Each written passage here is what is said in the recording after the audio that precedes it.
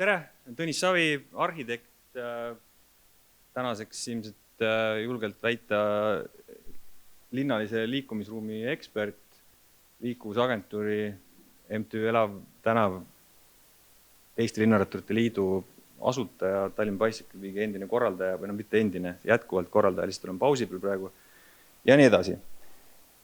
Paluti rääkida seda, et mis on eksperdi vaade Tallinna plaanidele.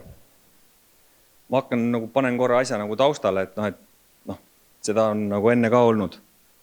Et siin on pilt 8. juunist 2011, kõige esimene Tallinna Bicycle Week, seminar töötuba projektruumis märts. Siin on Transpordiamet, siin on Kommunaalamet, siin on arhitekte, seal pildi peal on tõesti veel ka rattaentusiaste, enam ma nende kohta seda ei ütleks ja nii edasi. Ja ütleme nii, et minu vaade nendele plaanidele on umbes selline, et ooteaeg on pikk, aga pole hullu. Mis mulle meeldib on see, et selles aastal on jälle uued plaanid, on selge, et ütleme nii, et etteruttavalt ütlen ära, et ma ilmselt nii mõnegi slaidiga sõidan Vladimirile praegu võib-olla rohkem puid alla kui võib-olla vääriks, sest et ma ei olnud neid viimaseid plaane näinud veel enne seda ettekande koostamist. Aga, et panna veel kord perspektiivi, et Tallinna on olemas rattastrateegia, mis määrab ära selle, et miks, kuhu, kuidas asju tehakse.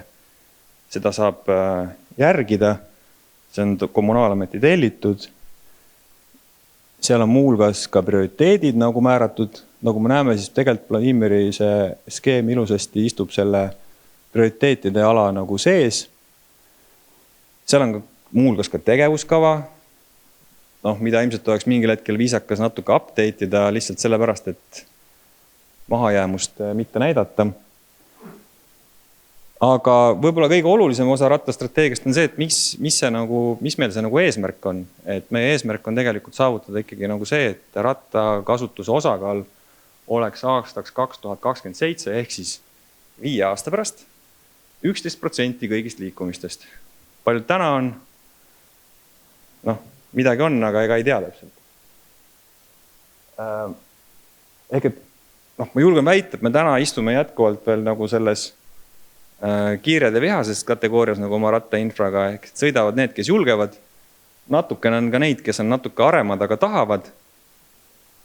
Aga me siia, kus kohas päriselt putru on, sinna veel ei ole jõudnud. Aga mulle tundub, et õnneks me vist siiski oleme sinna poole teel lõpuks. Ma siia ühe lihtsalt vahele, et selle järgneva jutu taustal, et see, ma arvan, üks fundamentaalne mõtlemise aspekt, mida tihtilugu ära unustame tänavates rääkida, on see, et see keskkond, mida me loome, määrab ka seda, kuidas me seda kasutame. Ehk et me väga tihti on ikkagi vaidlused see, et jah, teeme seda rattateed, aga kus me need autod paneme. Autod jäävad koju, kui sa saad rattaga minna või et see ma ei tea, ma tulin ka jala, ma ei viitsinud autoga tulla, sest et ilus ilm ja mõnus ju. Oleks võin ka autoga tulla või oleks võin ka rattaga tulla. Aga et lihtsalt veel kord perspektiivi, et eks me oleme neid starte siin näinud. 2020 plaan, päris põhjalik ettevalmistus. Läks nii. Eelmine aasta ka mingi plaan, mingi ettevalmistus. Läks nii. Ma siia sisse ei lähe, seal on omad, see on päris põhjalik probleemide pundar. Vladimir ka natukene avas seda, et seal on minust nii ühtepidi kui teistpidi neid asju. Ja siis meil on selle aasta plaan. Aga mis ma arvan sellest, et minu vaade sellele on see, et teha. Ja see tegemine tähendab seda, et me ei pea alati ootama seda, et me läheme täie mahuga äärekive tõstma või iganes teha. Meil on siin tänavas ruumi nii palju. Me saame teha suhteliselt lihtsate vahenditega neid muudatusi. Siin täiesti juhuslikud näited Riiast. Kui nüüd tänava nime mäletaks, oleks päris hea. Põhimõtteliselt siuke keskmine Tallinna tänav, natukene inventari, natukene mõtet ja oleme paremas kohas. Pariis. Siin on kusjuures tore vaadata seda, et esimene sekkumine on see kõige vasakpoolne rada, kuhu tehti 2-suunaline rattatee. Nüüd koroonalaines tehti siia veel ühe sõiduraja rattateed juurde, et siis 2/3 sellest ristlõikest on rattatee. ja 1/3 on osaliselt võib seal autoga sõita, osaliselt on see ainult ühistransport ja see on põhimõtteliselt Rue de Rivoli, mis paneb kuskilt täiesti kesklinnast, on ju. Või mingi väiksem tänav. Me ei pea tegema väga palju, paneme natuke asju, mõtleme asja läbi, saame üsna hästi teha. Ehk me võtame natukene asju, mõtleme asja läbi, otsustame, fake news, seda ei ole veel. Luisi tänav, parkimine olemas, läbi saab, rattaga on mõnus. Vladimir, ma võin sulle saata pärast selle, saate ära teha kohe. Endla, milleks sealt 3 rada ülesse, tõstame nagu ühe rea jagu ära, saame korraliku rattatee mäkke, bussiga saab ülesse, autoga saab ülesse, klapib. Miks on hea võtta 1 rada ära tervenisti? See tähendab seda, et me seal on lõpuks väga peen majanduslik mõte. Kui me võtame ühe sõiduraja ära, siis me ülejäänud radade märgistus ja kõik samaks, me ei pea ootama novembris seda termoplasti närijat. Me saame lihtsalt seda sama märkeeringut edasi kasutada. Ja üllatus saame ka hea tulemuse. Hea küll, me ei kruvi neid asju maha, aga me saame teha seda ka veel prostamalt. Esteedid karjuvad, on kole, aga töötab. Teine aspekt, mis ma vaatan, on see, et ikkagi teha sinna, kuhu on vaja, mitte sinna, kuhu saab ja kuhu on mugav teha. Ehk et me jõuame ikka tagasi selle sama vana ja kaardini. Me jõuame tagasi selleni, et rattastrateegia 1 kaart, mida me ei ole väga palju afišeerinud, võtsin selle seekord. Iga täpp näitab, et on tee lõik, mida läbib rohkem kui 200 õpilast oma kooli teekonnal. Ma arvan, et Liivalaia on igal juhul prioriteet kesklinnas peaks olema maksimaalselt. Ja teha, siis teeme korralikult. Siinkohal plaanid, mis sa näitasid, need on päris head detailides osaliselt. Aga ikkagi, rattateed, mis teha? Kui teha, siis tuleb teha siuksed, mis vastavad nõuetele. Ja ülejäänud tänavalahendus peab toetama aktiivseid liikumisviise. Et ei oleks liiga lõbus, siis ma ikkagi võtsin ette natukene seletuskirjasid ja jooniseid ka. Jõepronksi, ma saan aru, et sellega läheb kohe ehitusse, aga seal on paar fundamentaalset küsitavust mulle. Jällegi, ei ole otseselt ainult selle ühe tänava kriitika, vaid see on, kuna see on muster, siis lihtsalt see on selle näitel. Seletuskirjas on selline tore lause, et piiratud ruumi tõttu on projekteeritud rattateede laiuseks 1,5 meetrit. Tundub täitsa okei mõte. 1,5 meetrit etteruttavalt on tõesti lubatud Eesti standarditega ja juhenditega, aga seda väga suurte kaasuvate nõuetega. Üldiselt pea- ja asula teel, näiteks Eesti ehitusteabefondi juhendi järgi, on absoluutne miinimum 1,75 meetrit. Minu teada rattastrateegia järgi tuleb ta ka sinna kuskile sellesse kanti. Andres Harjo hiljuti mul ühe joonise peale, kus ma olin joonistanud ühe rattatee 1,6 meetri laiuse, ütles, et võiks olla 2. See on siis Transpordiameti juhataja märkus mulle.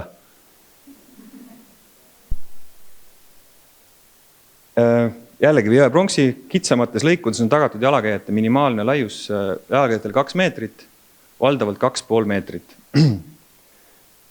Me räägime tegelikult absoluutsetest miinimumidest, mida üldse linnalises keskkonnas kõnniteena võiks arvestada, kindlasti mitte sellise asukoha mõttes. Aga las ta olla. Mul lihtsalt jooksis juhe kokku siis, et kus siin see ruumi puudus on. Siin on otsuste puudus.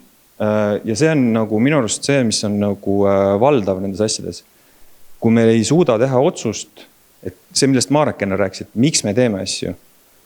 Kui me seda miksi ära unustame, siis me jõuame selliste tulemusteni, kus me oleme jooninud 5 rada autodele ja ütleme selle kõrval, et ei ole ruumi. Või jah. Siin on veel nüansse. Ja ma siit jõuan kohe. Jõuan tagasi. Või siis küsimus sadamatrammi osas. ma ei tea, kas see on viimane joonis, mul ei ole võib-olla viimane joonis, see on kuskil sügisene. Et Gonsiori kahesuunaline rattatee, väga hea kiire lahendus, mis sinna tehti, meeletult suur nagu hüpe võrreldes sellega, mis seal ennem oli. Aga kui me nagu projekteerime ümber selle tänava ristmiku, siis esiteks ma laseks kohe lahti projekteerija, kes teeb sellise viirutatud ala kuskile keset asfalti. Nagu instantselt. EKAs tudengid kukuks kohe nagu kursuselt läbi, kui sihukest asja teeks. Lubamatu.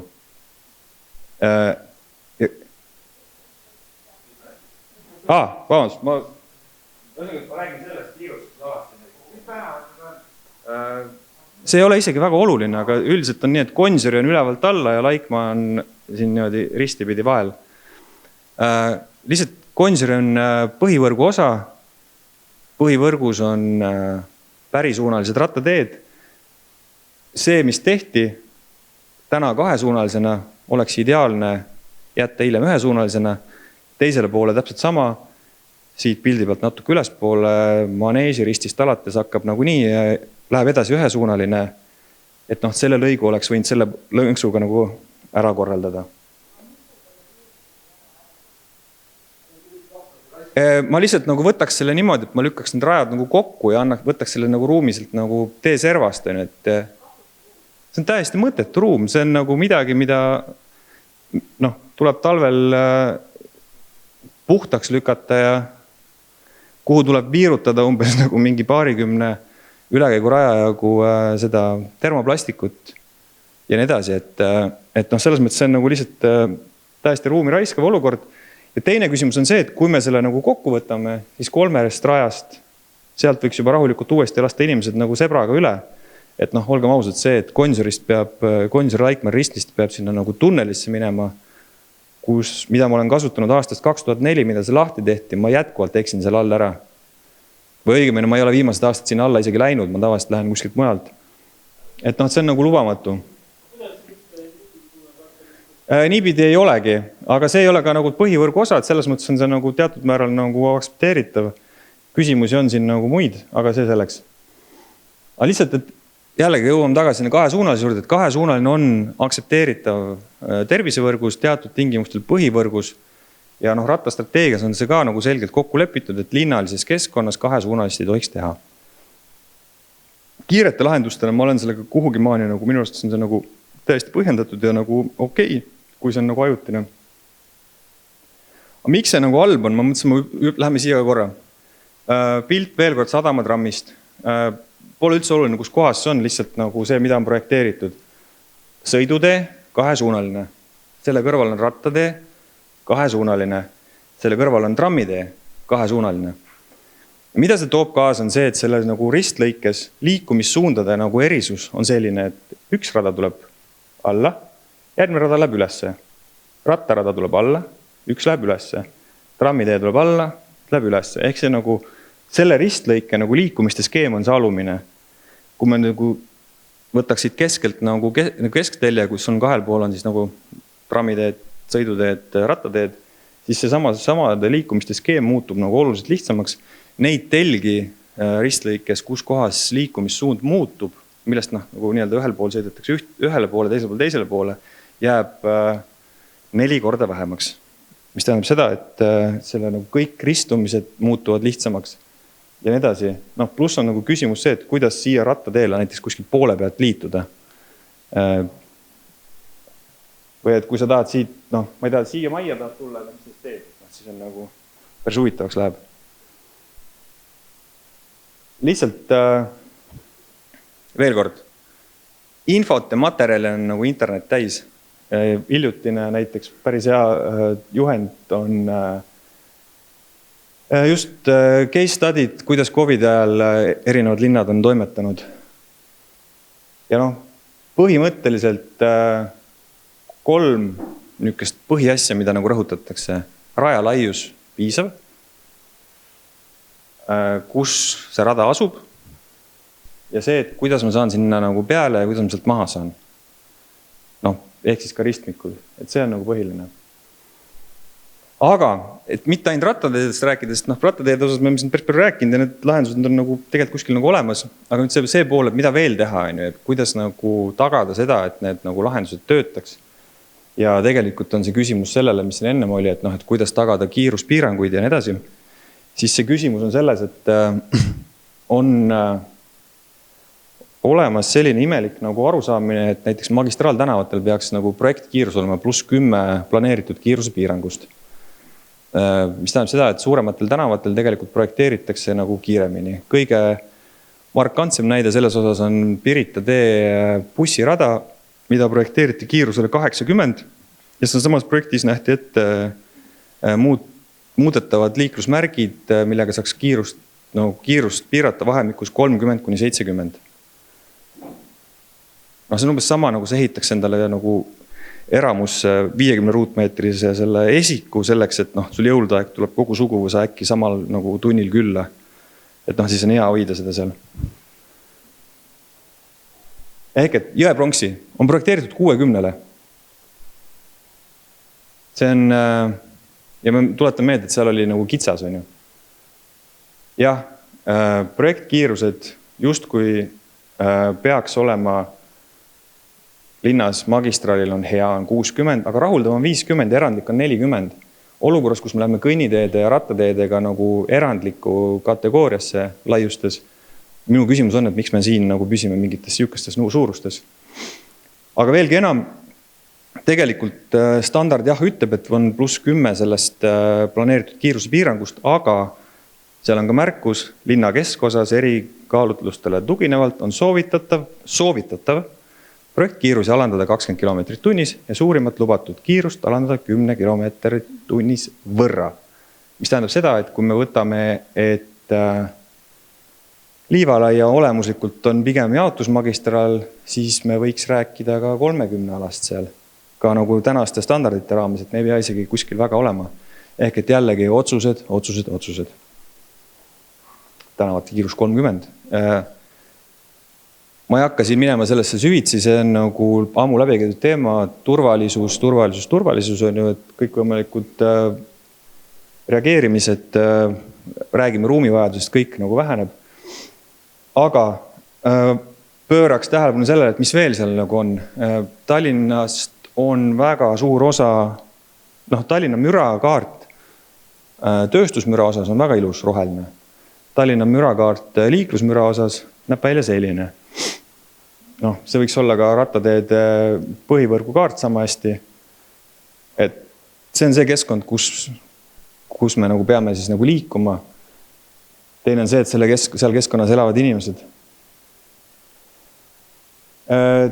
Täna autoliikluse liigse müra käes see on 2019 Akukooni uuring Tallinna kodulehelt. Ligi 60% Eesti või Tallinna elanikest on liigse müra käes, just autoliikluse osas. See on ainuke asi. Ja kõige lihtsam viis müra nagu alla tuua linnas liikluse osas on vähendada kiirust, vähendada hulka.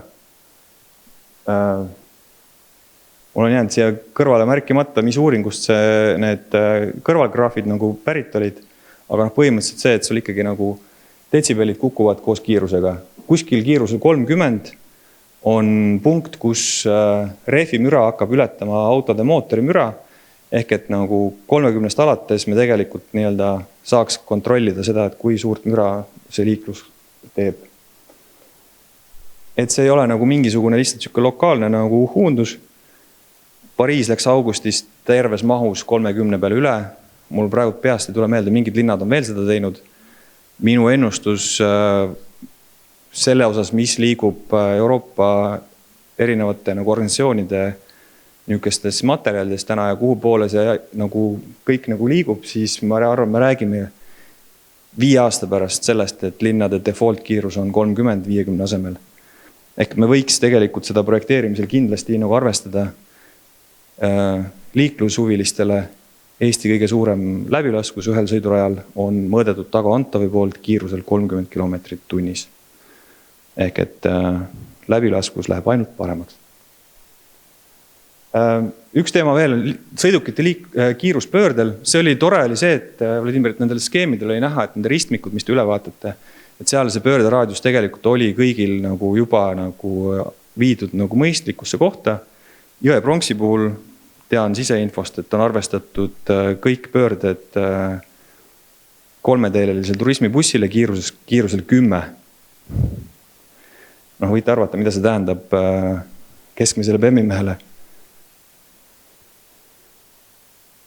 Ühesõnaga, nii sõiduradade laius mõjutab kiirust, kui ka selgelt mõjutab pöördel kiirust see, et mis raadiusega nagu see kurv tehtud on.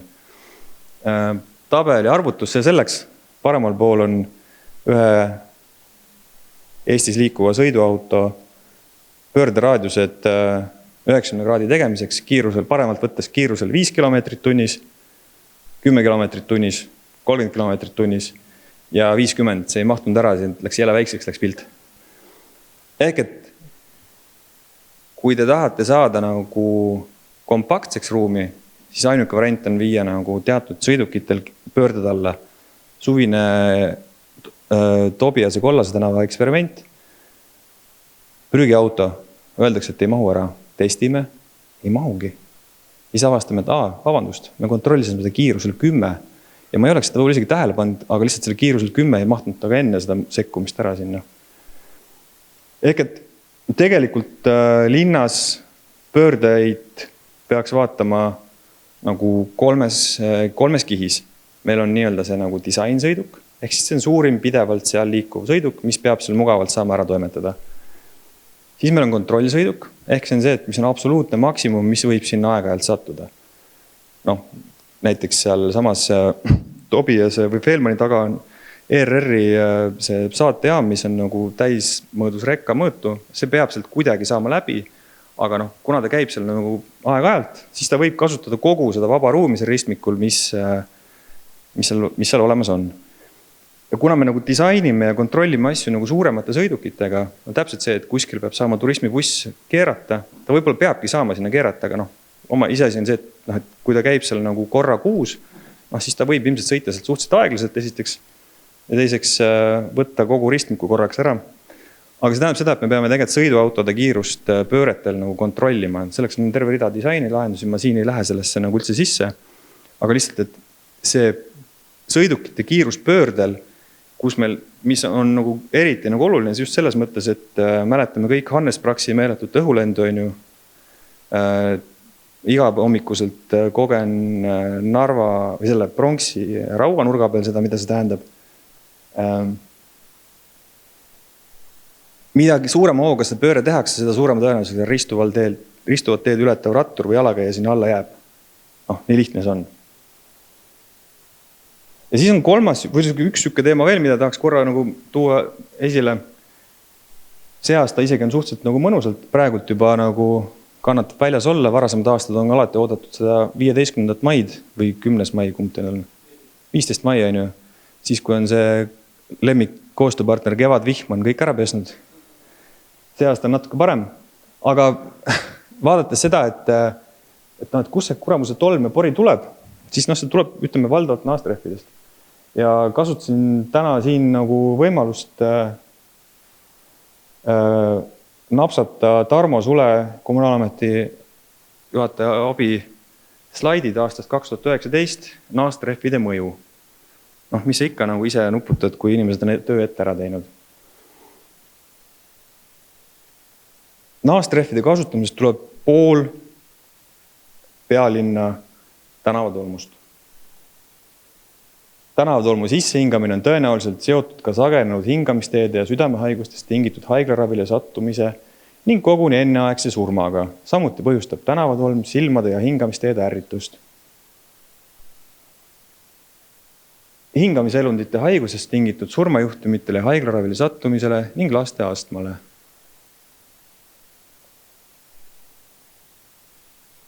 Tänavatolmu tekkeallikad 75% naastrehvid. Liivalaia tänava õhu kvaliteet aastate lõikes oleme peagi lähenemas haripunktidele taaskord, ehk et aprill, kevadine tolm. Ma tuletan meelde, kus meil nagu kõige rohkem õpilasi liigub. Aga ega on olemas ka meetodid, kuidas seda leevendada. Ma ei pannud siia sisse seda, et kui kaua kestab nagu see loputamise mõju ja kaua selle kloriididega sidumise mõju on, need on mõned päevad. Küll aga on võimalik kiiruse toomiselt 50-30 vähendada tänavatolmu osakaalu peaaegu 40%. Et veel üks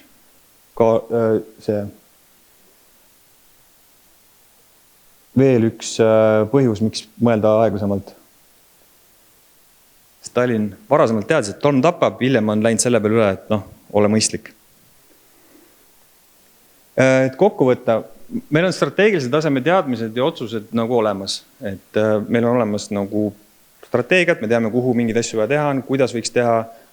Meil on olemas otsus Taavi Aasa allkirjaga, kiita heaks Tallinna rattastrateegia ja Kommunaalamet, Transpordiamet, Linnaplaneerimisamet, Keskkonnaamet ja linnaosade valitsustel juhinduda tegevuste kavandamisel ja liikluslahenduste loomisel ja kooskõlastamisel Tallinna rattastrateegias esitatud põhimõtetest. Ehk et see on olemas. Meil on nagu see suur framework on olemas, meil on antud nagu suur nagu roheline tuli, et tavai aastaks 2027 10% inimestest sõidab rattaga. Meil on olemas võimekus projekteerida. Mulle võib ka helistada, kui vaja on. Vaja on teha. Et me saame teha väga palju ära, nagu palju kiiremini, nagu ma enne ütlesin. Aga midagi ilusat ka lõppu. Meil on ruumi palju. Isegi kui see nagu lahendused näevad nagu totakad välja, siis need, nagu see funktsioon on teinekord nagu olulisem. Et tänavatel on tegelikult tore nagu muulgas ka mängida lastel. That's it. Ma ei tea, parkimist ma ei hakka rääkima, mis see nagu on rattastrateegias kirjas ja ma üldiselt oleks öelnud, et tehke rattastrateegia järgi. Aitäh!